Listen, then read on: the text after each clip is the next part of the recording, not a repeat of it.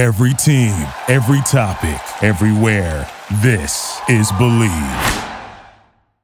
This is Ryan Sabat, the most electrifying voice in sports information from the water cooler. You are now tuned in to Zero Dark Nerdy.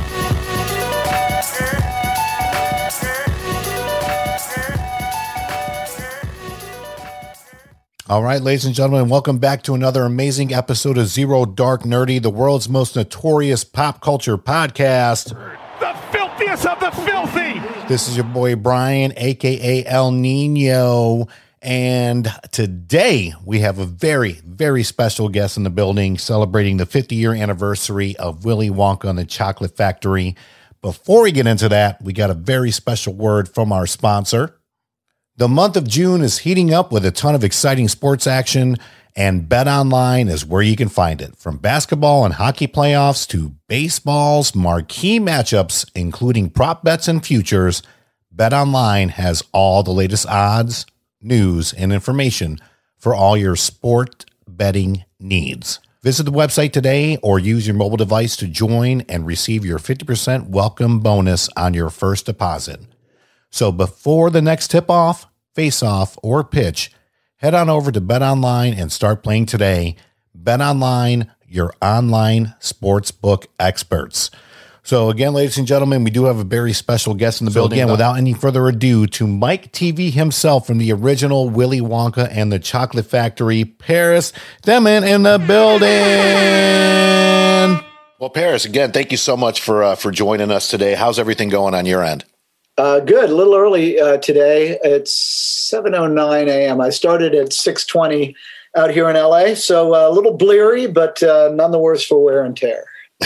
Well, we definitely appreciate it. I know it's early as heck over there. And again, thank you so much for your time. So we are coming up now on the 50th anniversary of Willy Wonka and the Chocolate Factory. And just got to ask you, I mean, you know, is it true what people say, like, has time just truly flown by? I mean, can you believe it's been 50 years? You know, it's crazy that it's 50 years later and this thing that I was in, we're still talking about for sure. But the other thing you said is more almost like a philosophical question. I mean, in terms of, you know, how we experience time, right? Right. So in one sense, if you frame it one way, you can remember a lot of everything that happened and it was a long, long road. And in another sense, it seems like it went by in a flash. So, you know, maybe that if we do a metaphysical piece another time, we can talk about that.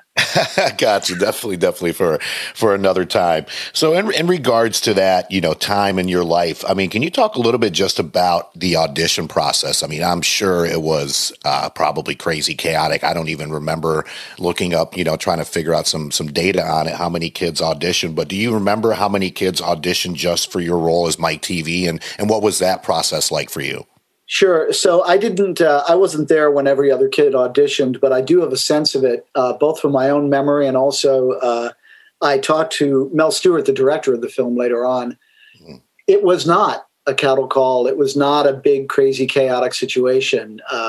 You know, I don't even remember seeing other kids in the waiting room often because I did a lot of commercials and stuff before I did this. Mm-hmm.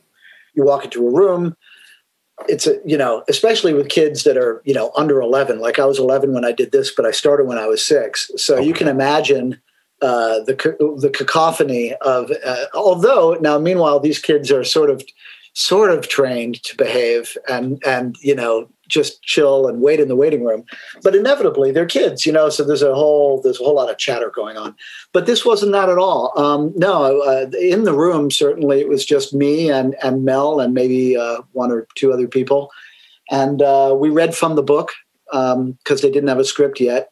Okay. And they thought about casting me as Charlie, but didn't. And, you know, I read for Charlie, but yeah, I guess they just figured I was better as Mike Teavee. I was a little younger also. I was 11, and the guy who played Charlie, Peter Ostrom, was 13.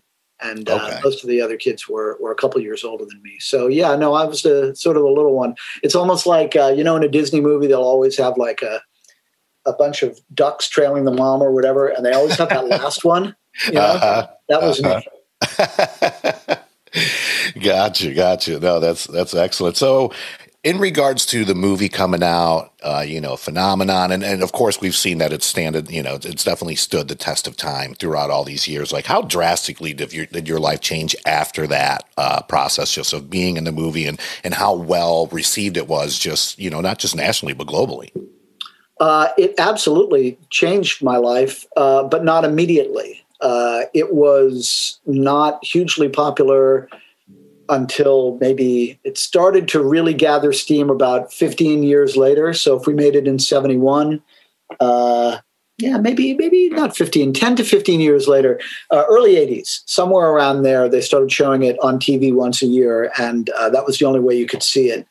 Maybe even late 70s, right before video, VHS. So, Zero Dark Nerdy. I know you guys are film nerds. So, in the scheme of things, there eventually was VHS, and then it became very popular because of that, because it was very rented. It was rented all the time, and it grew. You could, trace the arc.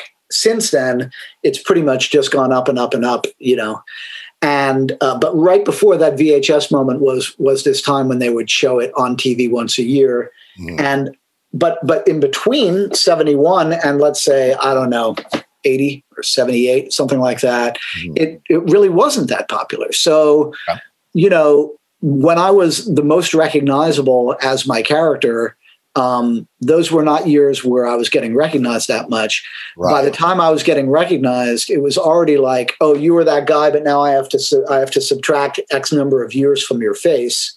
And when I was doing Comic-Cons and that kind of stuff, that number was, 30 years. I have to subtract 30 years from your face. Right. So it was never a phenomenon where I was getting stopped on the street a lot. From time to time,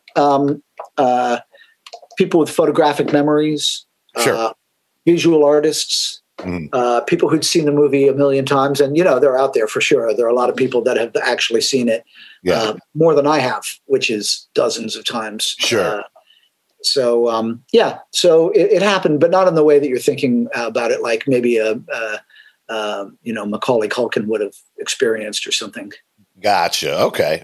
So it's more the after effect. And then, like you said, with the yearly showing, and then, of course, VHS changed the game for a lot of things, especially when it came to whether watching it at school or, being able to rewatch it at home. And it is one of those things to where I do remember, whether watching it at school or at home, it's like, all right, well, Willy Wonka's on, we're going to watch it.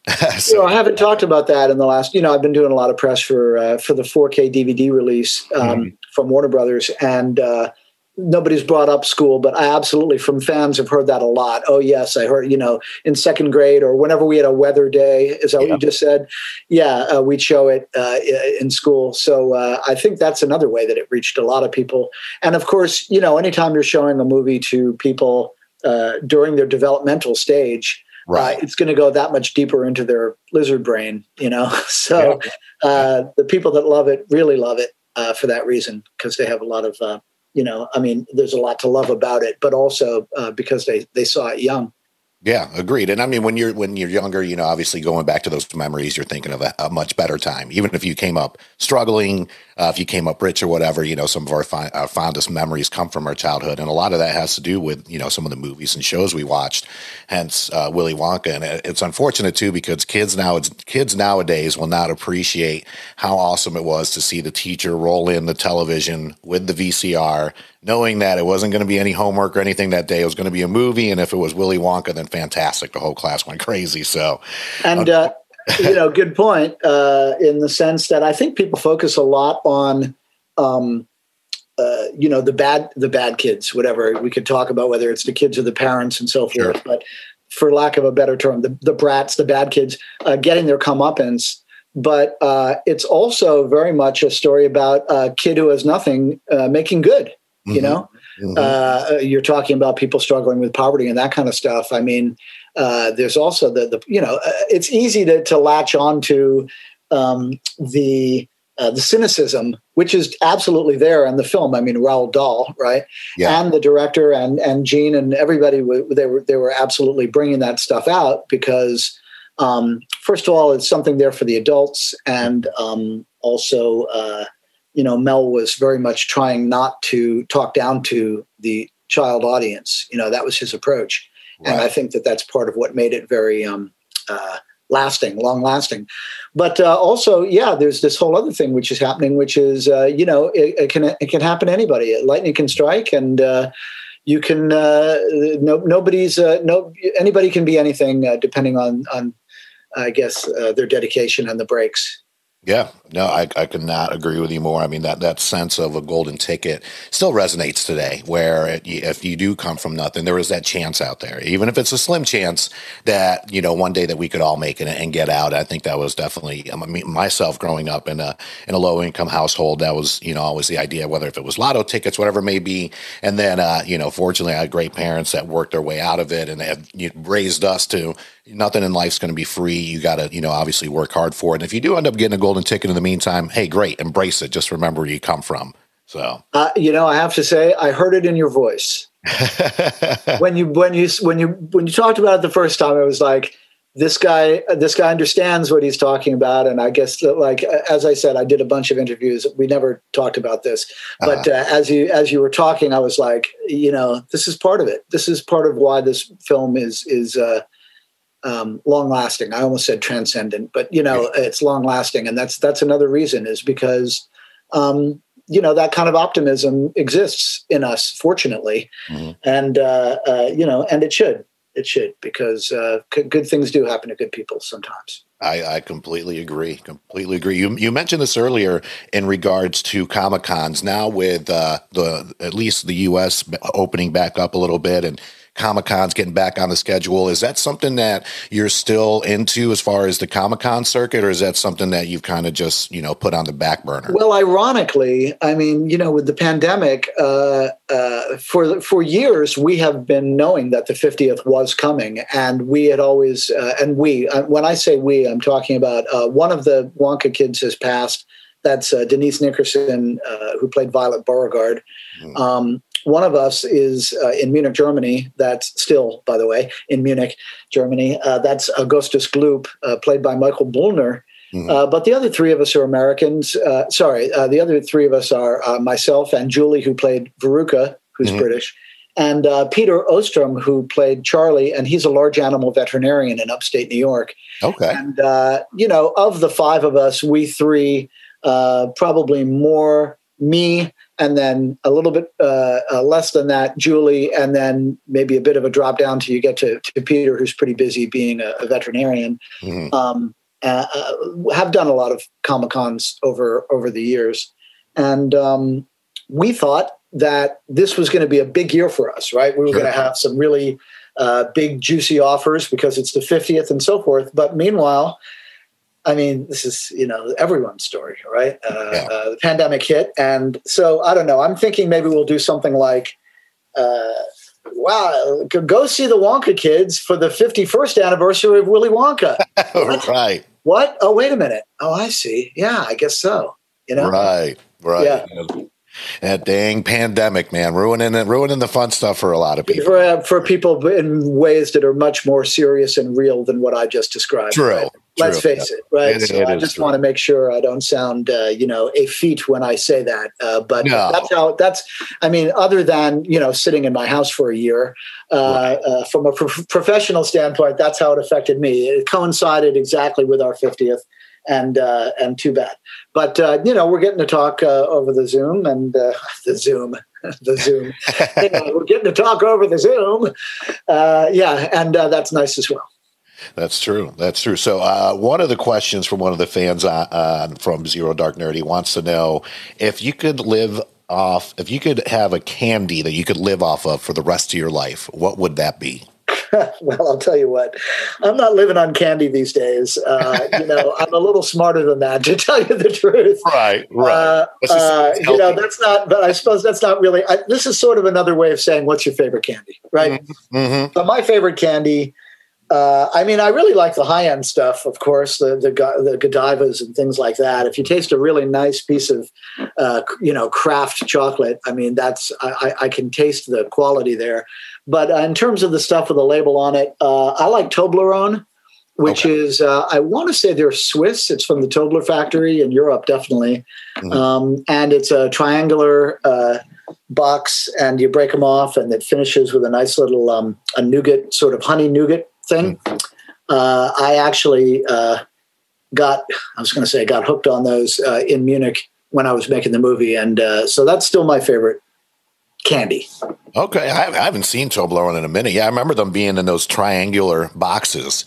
Yeah. Where you could get, I mean, I know you can get them. I'm just trying to think about when's the last time I saw one, though, because those are good. Those are real good. Yeah. I haven't, I'm kind of exercising and dieting a lot these days just because I'm trying to stay alive. Same. Like all of us. I'm 62 now, and my focus is on trying to maximize my health if I can. But from time to time, I'll grab a piece of chocolate, and that's the one that I like.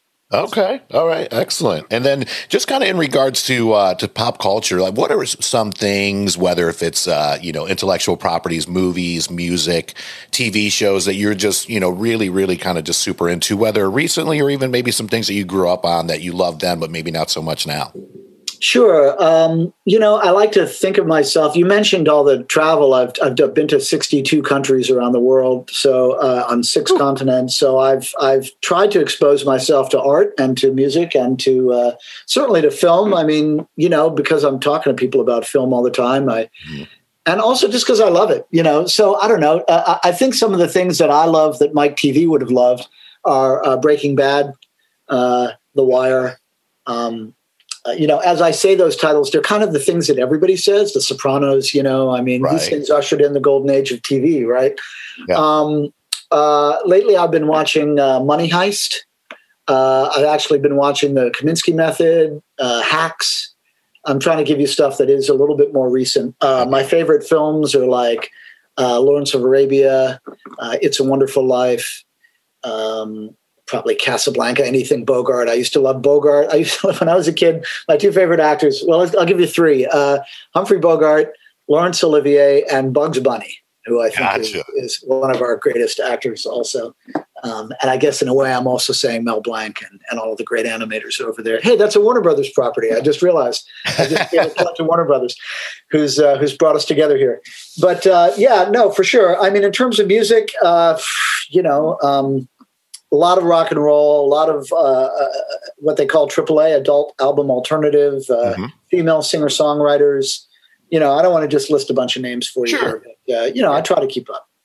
Okay, excellent. That's a good list. I mean, you got Breaking Bad on there, and then Olivier. I mean, that's an excellent list. I myself am an old soul. Yes, I like some of the new stuff. I just turned 40 this year, but I grew up with a dad that grew up in his version of the golden age of television. So the Munsters, the Honeymooners, I Love Lucy, all the stuff that he was watching at Nick at Night when he was a kid. Well, I know there was a Nick at Night then, but I was watching that as a kid. So my daughter, who is now about to be 20, she's also a fan of Addams Family, Munsters, like some of the classics. Things like that. And she's also a film student, so she has a great appreciation for classic films like I do, more than most 20-year-olds her age. When you go to Comic-Cons, as I have done, you sit next to people, and that's half the fun, is who are you going to be sitting next to. But Eddie Munster comes to mind. He was out there a lot, and the Lost in Space crew, they were out there a lot as well. Actually, Judy was particularly nice. I'm trying to remember the actress's name, but I used to sit next to her a lot. She was a real sweetheart, I've been fortunate enough to sit next to some of the people that you're talking about. A lot of people from the era of, let's say, the Honeymoons, they're just not here anymore. But when I was starting to do Comic-Cons, I was catching some of the people that were still around from let's call it the first golden age of TV. Sure. Gotcha. I know we're running out of time here, Paris. And again, I really appreciate it. What, as far as, do you have any upcoming projects? I know you said the Comic-Con thing is obviously a little bit on hold because we're still recovering from the pandemic. But do you have anything, coming up that you want to announce to the fans out there? And also, if, anybody wants to reach you, what's the best way to reach you, whether in regards to social media or whatnot? Sure. I mean, if you just, I know my social media addresses. I have them written down here somewhere. I'm pretty sure that Twitter, I'm at Paris Themmen, and Instagram, or Insta, as they these days say. I'm Paris_Themmen, and that's ParisThemen. So that's how people can find me. And, in terms of pitching stuff or mentioning, plugging stuff, it's what I said. They've done a really good job on the DVD, on the 4K DVD. I've seen it, and they have, again, outdone themselves, and it looks pretty amazing. As a film geek yourself, you'd probably enjoy seeing the richness of the colors and the HD and all that. So I do. That's what I'd mention. Yeah, I'm looking forward to it. I'm still one of those geeks that still buys Blu-rays and 4K and all that, because you never know when the internet's going to go down. And I like to make sure I built up such a collection over the years, I might as well just hold on to it and maybe add to it. So I like to have my own little mini Blockbuster video in my house. So right. I'm looking forward to add the 50th anniversary of Willy Wonka and the Chocolate Factory to the collection. So Paris, thank you again so much for your time. I really do truly appreciate it. Have yourself a wonderful week, and we look forward to catching up with you soon.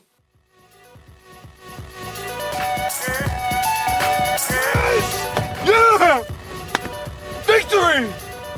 And anger management? Fuck anger management.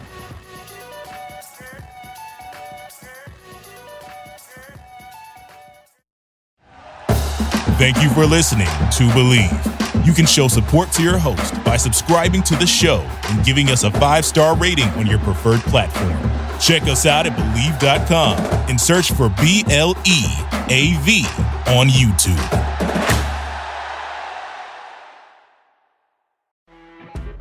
You know when you're listening to a true crime story that has an unbelievable plot twist that makes you stop in your tracks? That's what our podcast, People Are the Worst, brings you with each episode. I'm Rachel. And I'm Rebecca. We're identical twins who love true crime cases that make you say, didn't see that coming, and we hate the people responsible for them. Listen to People Are the Worst now on Apple, Spotify, or wherever you get your podcasts.